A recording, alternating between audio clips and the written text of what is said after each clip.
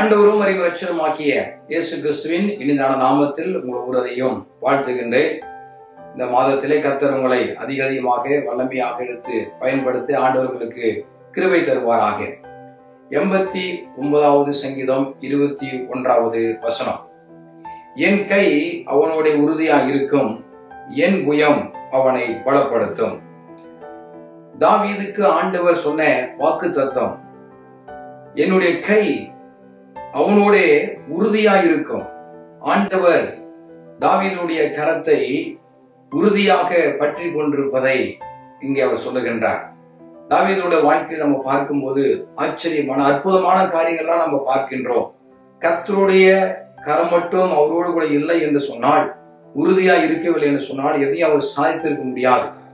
என்னுடைய புயம் அவனை பலப்படுத்தும் என்று சொல்லுகின்றார். அநேக நேரங்களிலே தாவீதுடைய கரத்தை ஆண்டவர் பலப்படுத்தினார். ஆண்டவருடைய கை அவனோடு கூட இருந்ததை நாம் பார்க்கின்றோம். 89ஆம் சங்கீதம் 13வது வசனத்திலே விதமாக வாசிக்கிறோம், உமக்கு வல்லமையுள்ள புயம் இருக்கிறது, உம்முடைய கரம் பராக்கிரம் உள்ளது, உம்முடைய வலது கரம் உன்னதமானது. ஆண்டவருடைய கரத்தை குறித்து அற்புதமாக இங்கே எழுதுகிறதை நாம் பார்க்கின்றோம்.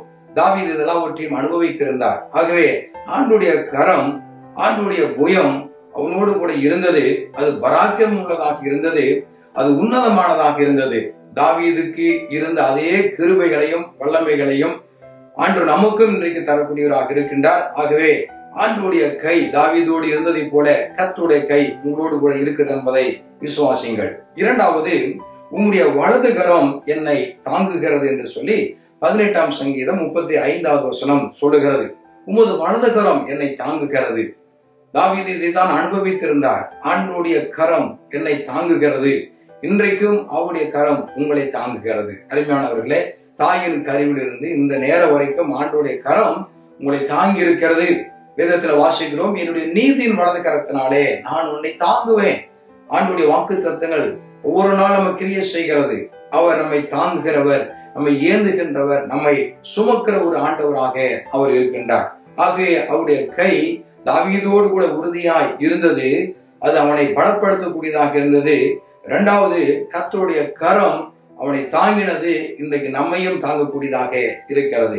மூன்றாவதாக 89வது சங்கீதம் 24வது வசனத்திலே, என் உண்மையும் என் கிருபையும் அவனோடு இருக்கும்.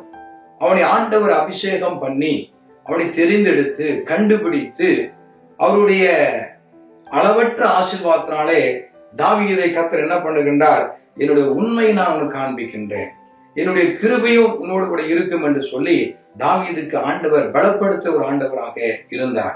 ஆகவே அவருடைய உண்மை இன்றைக்கும் இருக்கிறது, அவருடைய கிருபை இன்றைக்கும் இருக்கிறது. ஒவ்வொரு நாளும் கர்த்தருடைய கிருபையை கேட்க பண்ணுகின்றார். ஒவ்வொரு நாள் அந்த கிருபையை விழிக்க ஆண்டவர் நமக்கு கிருபை பாராட்டுகின்றார்.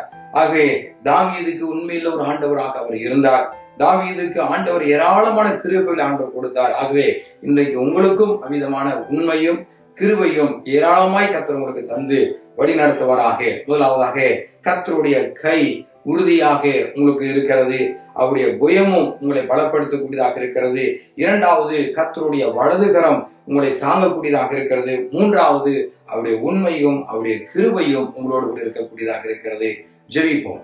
அன்பின் தேவனே, நாம் நம்மை துதிக்கிறோம். உடைய குமாரனாகிய இயேசுவின் நாமத்தினாலே உடைய சமூகத்தில் வருகிறோம்.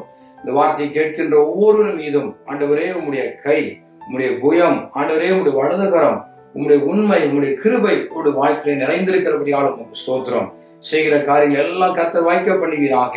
வாழ்நாள் முழுவதும் உடைய நன்மை கிருபை தொடரட்டு கர்த்தாவே. இந்த வார்த்தையை கேட்கின்ற ஒவ்வொருவரையும் அளவில்லாமல் கர்த்தர் ஆசீர்வதிப்பீராக.